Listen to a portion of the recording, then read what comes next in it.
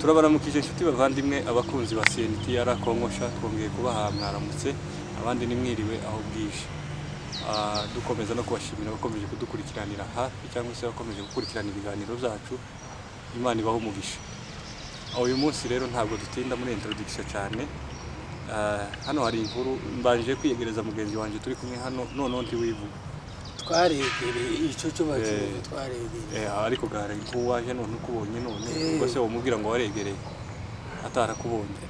Ndamwiyegereje muri comedy cyangwa se muri kariyeri yitwa Gishishwa, ahandi akitwa Sira, ariko amazina ye wasanzwe ni Murame Christophe. Uri ku buhanga bw'ibyuma ni Trésor, ariko nawe muri comedy yitwa Biriho n'akandi gasirimu ka Pop 2 Plus. Uko rero tubahaye ikaze. Uyu munsi wa none twabateguriye bya biganiro cyangwa se ya filime, ariko mbere yuko tuyikora hari inkuru dushaka kugira ngo tugerebere hamwe cyangwa se turebe ibiriho cyangwa se ibyabayeho mugani wa cameraman witwa Biriho. Hari inkuru yagiye trendinga ku ma groupe ya WhatsApp ndetse no ku ma YouTube. Waba warayibonye cyangwa utarayibonye, reka tubwire abatarayibonye ndetse n'abayibonye bongere bavyumve. Y'umumama wa Kitengera wavuze ko yari yarashatswe mu muryango runaka cyangwa se mu muryango w'abadinzi, reka tubivuge gutyo, umurara ukaba umusinzira. Nta mpamvu yo kubisha cyangwa se yo kubitsinda kuko hari ababivuze mbere bagiye banabisakuzaho cyane, batanga n'inama ndetse bamushakira n'ubufasha. Ni ukuvuga ngo uwo mumama yashakanye n'umuhungu cyangwa se n'umugabo kubera ko bari babyaranye abana bagera kuri 6. Bamaze gushakana nyuma baza gutandukana, ariko bikavuga ko umugabo yari yaragiye ata umugore, amaze kumuta umugore nawe abyara abana bataraba umugabo. Iwe avuga kuko muri abo bana 6 uwo mudamu ko abisobanura ko yabisobanuye bwa mbere tubibona, yavuze kuko kugira ngo tuze gutangaho inama reka tubanze dusobanura iyo video. Yavuze kuko umugabo yamutaye abyara uwo mwana umwe, kandi avuga ko yamubyariwe n'umuntu wari uje kumusura mu buzima bubi yararimo. Umugabo amaze kumuta, kirizi imaze kumukubita, haza undi mugabo amubwira kuko afite kumusura kandi amufitiye ubufasha, amuzanira agapfo k'ifu n'ak'umuceri, kandi aza amasaha ya 3 na 4 z'ijoro. Mwashike rero aravuga kuko yaturutse ari kure, biba ngombwa ko arara. Amaze kurara amutera inda y'uwo mwana abyaye. Niko uwo mudamu wenyine nyiri bwite yavyivugiye. Abandi ku ma social media twagiye dukurikirana, tubanza twebwe tukareka inkuru ikabanje gatrendinga tukamenya ukwayo neza, tukaza kuyivuga ari impamo cyangwa se tuvuga ibyo twumvishije cyangwa se ibyo twabonye tugize uburyo tugahura nawe n'amahirwe, kandi tutahuye nawe hari aho tubyumvira naho tubirebera tukumva ibitekerezo by'abantu binyuranye.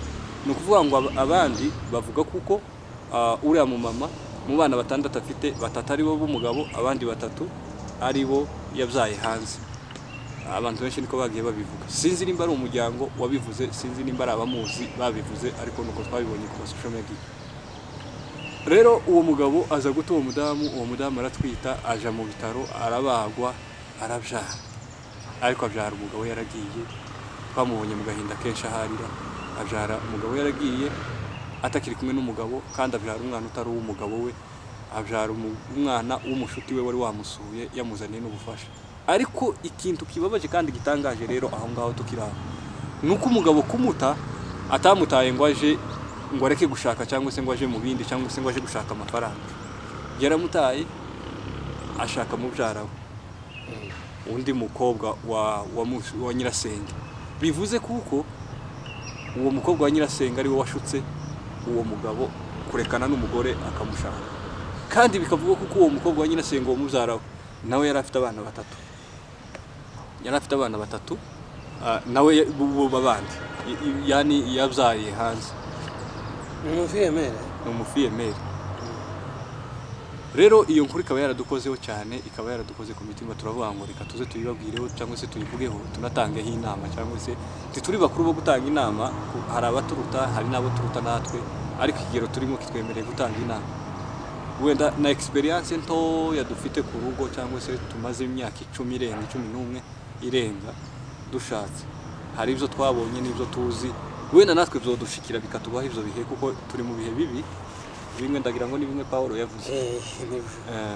Ni ukuvuga ngo natwe bizotugeraho bikadushikira, ariko kandi turashaka ugiye bitaradushikira kandi nubwo tutabishaka kandi Imana izo biturinde, turagira ngo tubitangeho inama cyangwa se tubivuge. Hari ikintu abanyamurenge tugira, ubwoko bwacu bw'abanyamurenge, mu nyihanganire kuvuga ngo ubwoko bwacu bw'abanyamurenge, cyane cyane sinkunze umuntu wibasira ubwoko akavuga ngo ubwoko runaka, sinza mbishirikira cyane. Rero nigeze kureka akazi k'umunyakenya keza nakoraga, ni kuvuga ngo nakoraga akazi akampemba umushahara buri munsi, ngafata amata amasasha 2 y'amata, ngafata umugati buri munsi, ngafata soda ya litiro 2 buri munsi, ivyo ntabiharure mu mushahara, ngafata pampa y'abana ikarito buri munsi, buri cyumweru, ivyo ntivyari mu mushahara, ngafata ibiro 2 by'isukari buri mugoroba. Ni ukuvuga ngo ivyo zose ntivyari mu mushahara kandi akangerekaho n'umushahara. Urumva kari akazi keza kandi kari akazi ko kwirirwa nicaye mu iduka, ariko igitondo kimwe gusa arambwira ngo kwani nyinyi wa Kongo ngo munakuangaje, ngo avuge gutyo numva ukuntu ambumbiye mu bwoko, nama musingiriza ifunguzo z'iduka giye. Ndamubwira ati jewe iyo nzingiye mu bwoko wari no kumbwira ukambwira ngo wewe unakuangaje, apana kunyitira ubwoko, ufata ubwoko bwose ko ari bugagito. Umuntu nakora ikosa mu mubare ho ryakosa ku giti ciwe, ariko ntimugeneralize ubwoko. Nahise musingiriza ifunguzo ziwe, ndamubwira ati jewe nawe kwa heri. Anyiruka haranyinginga ngo ngaruke kugeza aho yatumye umugore wiwe, abana be bakaza bakanyita anko umenda wapi, anko mbona umenda. Ndababwira ati nimeacha kwanza nitarudi. Ise we namubwira ko ntazosa gukandagira muri ako kazi. Umugore we namubwira ati ibintu umugabo wawe antonka rimwe mu myaka 2 twatumaze dukorana ngo nagize ngo nakereje mu kazi, kwani nyinyi uko ngo munakuangaje. Kandi ni yari amaduka ne nje wavyukaga saa 11 nyafungura yose, kandi nayo yose iyo miryango yindigira abandi bakozi, ariko akaba ari njuzuka. Kandi kigutangaza abo bakozi bose bandi, umwe yari umunyamurenge, abandi babiri barabanyakenya, ariko nije bose barabasibi bateye. Ni ukuvuga nije wari ufite urugo, ariko akaba ari njuzuka kare, akaba ari njuzuka bafungurira amaduka yabo. Noneho kubera ko bari bamenyereye ko ari njuzuka bafungurira, barakereza bakereze, naje ndakereza iya maduka yose ane tiyafunguye. Nico cyarakaje uwo mugabo. Ni ukuvuga ngo angeneraliza n'aba bandi batafunguraga amaduka yabo ko niho yafungura, kandi sinabihembegwa akakuzinduka ngo abandi babakata umushahara wenda kubera kutazinduka ngo bawunshire bawumbare. Ivyo bintu nari mbivugiye iki byarangiye ku kazi nkaretse, nibwo nafashe umwanzuro wo kwikorera kugeza ubu, kuva 2017 kugeza ubu. Kandi naravuze ngo Imana izomfashe, wenda byonshikira akazi kakanshira nagashaka, kandi kuko ndafite akazi gasinyije konta no shaka nakandi, ariko Imana izandinda umukire ngo kujeneralize mu bwoko. Ivyo nari mbivugiye iki, nari mbivugiye kuko umuntu aza akora ikosa tukaba tuvuga ngo ubwoko bwacu, cyangwa tukaba tuvuga ngo twebwe, cyangwa tukaba tuvuga ngo umurara runaka. Aya nari mvuze ngo hari ukuntu nimba nari ntanze exclusive kugira ngo mumbabarire, ndavuga ngo ubwoko bwacu hari ibintu abanyamurenge tugira zo nimba ari keya ku bagore cyangwa se ku badamu bacu twashatse, niba ari umuco wacu, ahandi twabimenyereye nk'umuco kandi atari umuco mwiza wo kuvuga ngo umugore nabyara nagwa mu cyaha akabyara ngo mute cyangwa ngo mutandukane. Kandi ntiturebe, hari igihe nabonaga kera twere iwacu mu Minembwe cyangwa se ruguru, abantu bajaga ku masomo mu Rwanda cyane cyane, barangiza batinda bamara nk'imyaka 5-6, umugore yabyara akama yandika urwandiko ruresha nkiriya ngo azasange yaragiye iwabo. Tatekereze kuri ya myaka yaramaze, kandi yashatse umukobwa w'abandi amugira umugore, umukobwa yari umukobwa amugira umugore, warangiza aramusiga. Umuntu wambaye umubiri, umuntu wifuza. Ntabwo dushigikira kuvuga ngo abagore basangure cyangwa se babyare batwara amadatara y'abagabo, ko natwe turabafite abagore wenda ejo zotubaho. Ariko banza urebe imyaka umaze hanze y'urugo, urebe none n'umugore w'abandi n'umukobwa w'abandi wazanye mu rugo ukamugira umugore, urangiza uramuta, umusiganya umubiri. Ivyo ataramenyereye, yaramenyereye kurara wenyine wabo, ariko muraje muraranye imyaka, mumara kurana imyaka uramutaye. Numara kumuta kuki why not atuhamagara undi mugabo ngo aze barara?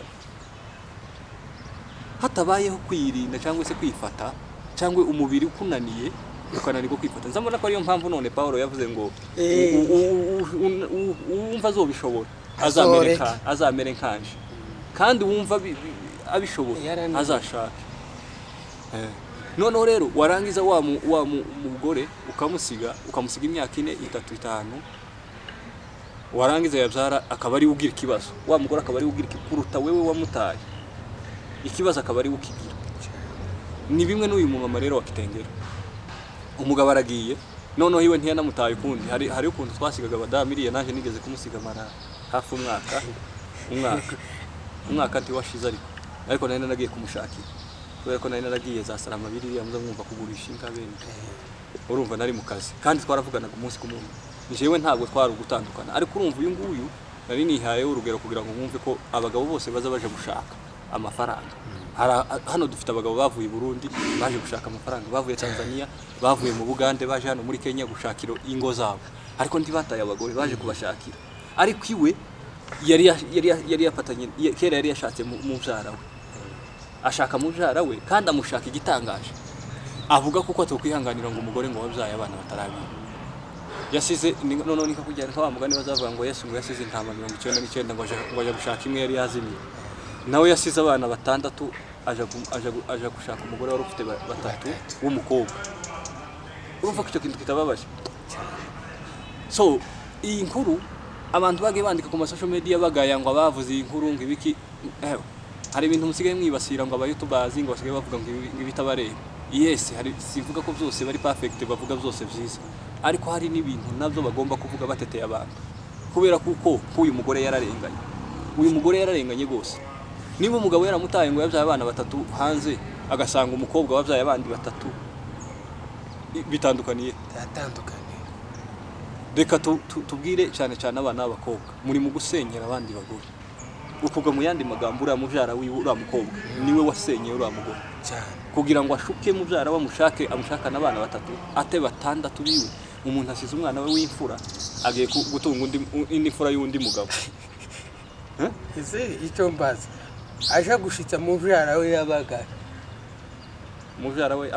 aho yabaga umugabo uyu mukobwa mubyara we yabaga iwabo yari yarashatse yari umukobwa wabyariye abana batatu kandi rero kugira ngo abyara abana batatu wasanga nawe hari undi mugabo batandukanye wenda uwaba mubyariye iwe ni ntabwo rero abana b'abakobwa bari mu gusangura barangiza bakaje gusanguza indi miryango icyo kibazo dufite icyo ni ikibazo gikomeye dufite abana b'abakobwa bagasangura barangiza bakaje gusanguza indi miryango nimba naniranywe n'umugabo we akaje gupatana n'undi mugabo ufite umugore niba unaniwe n'urugo rwawe tuza ushira umutima hamwe ureke kuja gusambura urugo abana uwo mukobwa ufite abana batatu ni gute we yemeye umugabo wataye umugore w'abana batandatu ikindi kintu kibabaje abantu batari mu kumenya batari mu kwitaho nk'umuntu usize abana batandatu wamusize umugore gusaho ntawe umwishuri ni we wari umutwe w'urugo wararahiye uravuga ngo kizadutandukanya ni urupfu none mutandukanyijwe na mubyara wawe usize abana batandatu usohotse mu nzu umugore ntutabaye kuvuga wanabona n'uwatabaye yari afite umumaro usize abana batandatu ntutabaye ugiye gushaka igisambu abagabo bose se bari reka nkubwire habe n'uriya mubyara we yashatse bitinde bigende bitebuke bitinde bazatandukana ibyo bintu urabyumvaho gute okay kuri icyo kibazo waba mwira wanje ibintu bibabaje nabivuzeho umwanya nari nanze kubikubwira kubera kuko nzi kutarashaka izo ni imanza z'abagabo umugabo utazaba umugabo nuko yashatse ariko hari ikintu bitwaza byibuze ukavuga ngo mu rugo rwanje okay wow dufite abagabo rero bataba kuri liste y'abagabo kandi ari abagabo sibyo hari ibintu umugabo atakwitwa umugabo uzonye hari ibintu dufite abagabo agaciro dufite abagabo batakigira principe z'abagabo siko batakigira ubufura batakigira ubunyangamugayo iyo ubonye umugabo yabuze ibyo bintu bitatu tabakiri kuri liste y'abagabo icyo mvugira ni kera twagiraga abantu b'imfura b'inyangamugayo batari abakirisitu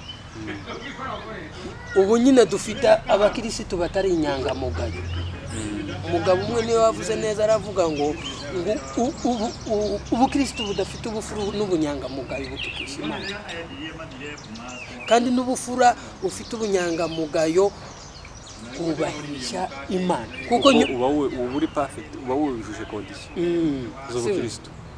nawe uzi ikindi kintu turimo kubabaza kandi turimo kubikora turi abakristo ariko badafite icyo bita ubufura ubunyangamugayo. Ibyo nubona umugabo ibyo bintu utabifite nikakujya abameze nk'umushi watembereye mu muhana ariko ataba kuri liste y'abashyiramo tuba mutoza n'igitugu bishoboka. urabyumva Umugabo ananiwe n'umugore wiwe ngo bazamutushira mu bandi bagabo liste y'abandi bagabo. icyo mvugira noneho kuri uyu mugore wenda abantu be barabyara ariko tuzojana ntawanditswe mu ngumba namwe byobasha uzodushikira ariko iyi si tisakaye buri imvura yanyagiye mu gahinzi wawe kunyagira umugabo umwe yaravuze ngo umugabo mvuga ngo azaseka imbonye atazi ko atazagera muri gereza. So hari ikintu mana abapeti umugore hano muri Kenya sinki wacu ngo wamusigiye so ngo mufite isambu muhinga wenda mufite n'icyo gitungwa niyo mutishura aha hari bakiyateka guhera ku kibiriti n'amafaranga.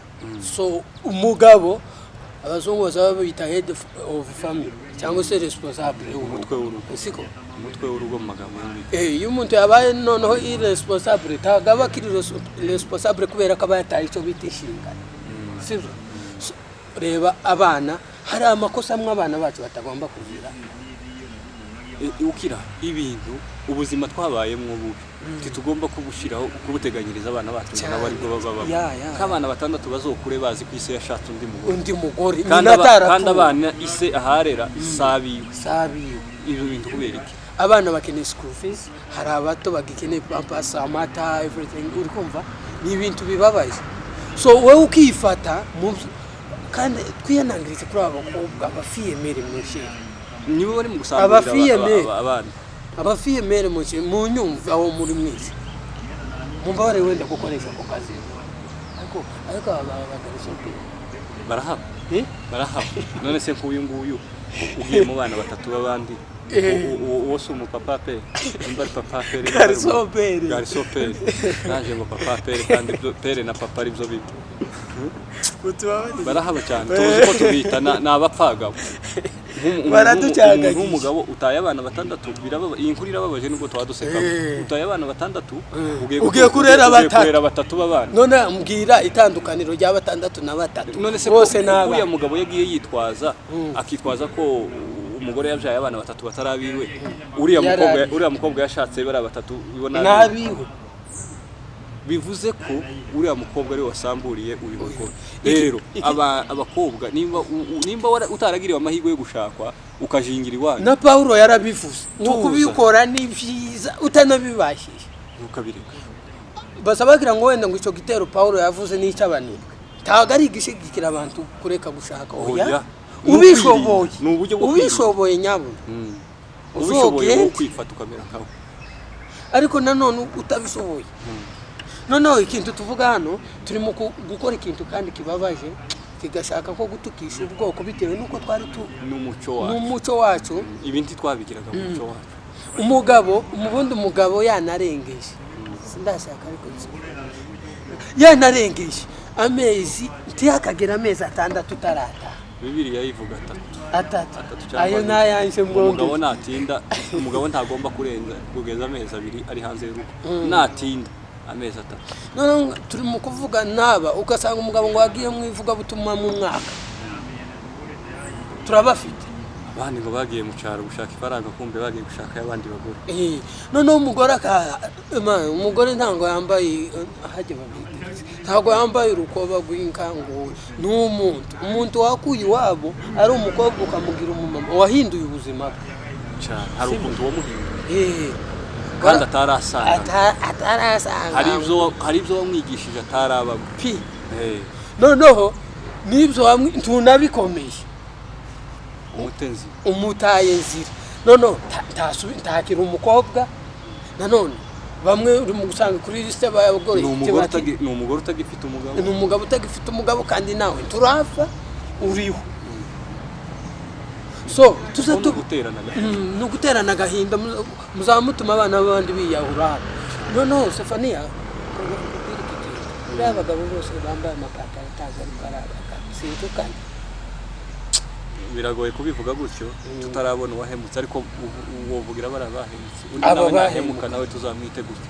Reka dusoze kino kiganiro tubwire abantu ngo nyabona, niba wiyemeje gushaka emera no kwikorera ibibazo by'urugo rwawe kandi wemere kubishyira ku muti. Yes, natwe bizodushikira kuko twahereye tubivuga ko isi idasakaye natwe twonyagira, ariko mu gihe bitaratubaho kandi ntitubyifuza ntitunabiteganya, niba wiyemeje shaka. Niba umugore akubereye ikigeragezo cyihanganire, nunanirwa kwihangana ureke kwanduranya ahandi, uturize hajya k'uyu muhungu yaje kuba atashatse mubyara we akabifura, umugore akaba ari we gito, umugore bo abandi bomugira inama akikosora, akamubwira ati na wa mwana w'ikirara yaragarutse. saramubwira mubagire hari ikintu twibagiwe kimwe kandi kiri mu kubabaza ubwoko, ugasanga iwabo w'umukobwa iwabo w'umuhungu batereranye wa mukobwa, abana n'ababo. Byantangaje kuri uyu mudamu, ibibazo byose yavuze yagize kugeza aho umunyakenya mufata akamushyira mu gikanka cy'ikanisa, ishuri nako mu gikanka cy'ishuri. Umuryango w'abadinzi wamushatse urahari, umuryango avukamo abasinzira tuza twumva ko aribo benshi mu mirara yose, ariko se kuki mwicubuzi? Yewe niyo umuntu yoba afite amakosa angana gutya, ariko tugomba kubaha ikiremwa muntu n'umutima w'ubu muntu n'abari abana batandatu, abana nabo babigenderemo, abana b'inzirakarengane. Nimba umugore akoze amakosa, abana b'abamarayika nabo babigenderemo. Kubera ko umuryango utofata bari abana ngo babungabunge, wirengagiza ibyo nyina yakoze. Yewe mugabo nibashake banavuga ati aba bana bacu turabatwaye, genda ube cyangwa genda wangare, cyangwa bamubwira ati kuko iwe ni umuntu mukuru, ariko nk'abana kararaza abana mu gikanka cy'ishuri famille. Nyabuna imiryango twisubireho. Twamurenganyije wenda ayo makosa yarako. Umuhungu wese wabo we ari parfait basi, tuvuge ngo umuhungu ngo kandi yaramaze agashaka undi mugore. Mwite ku bana, noneho nyina w'abo bana aramutse apfuye twumvisha abo baramubaze, bigeraho bamusubira. Reka dusoze tuvuga gutya ngo abantu bari maso muri bino bihe turimo biragoye, kuko uravuga side y'umuhungu ugasanga na side y'umukobwa niko wenda bimeze, ariko reka dusoze tuvuga ngo abantu ngire wa mutima wa muri Kristo Yesu, mureke gutingo kandi mureke no gutererana ingo zatakaye, tugire n'umutima w'urukundo n'abo bana. Imiryango bareke gutererana ingo zatakaye, bite ku ngo zasenyutse birashika. Mu gihe byashitse gutyo, imiryango ireke kubatererana, imiryango yose ari y'umuhungu ari y'umukobwa bareke kubarekura, kuko baba bafite abana muri ya miryango. Abana bagomba kwitabwaho bakabaho mu buzima bwiza, butari nk'ubuzima bubi. Bazi n'icyo abana bazobece ejo hazaza, nibo bazamura uwo muryango, nibo bozoba abaperezida b'ejo cyane. Abadukurikiranaga ni kuri CNTR, dukomeza kubashimira. Like cyane, mukomeze mubikande kandi mukomeze mugire ibihe byiza. Amahoro y'Imana.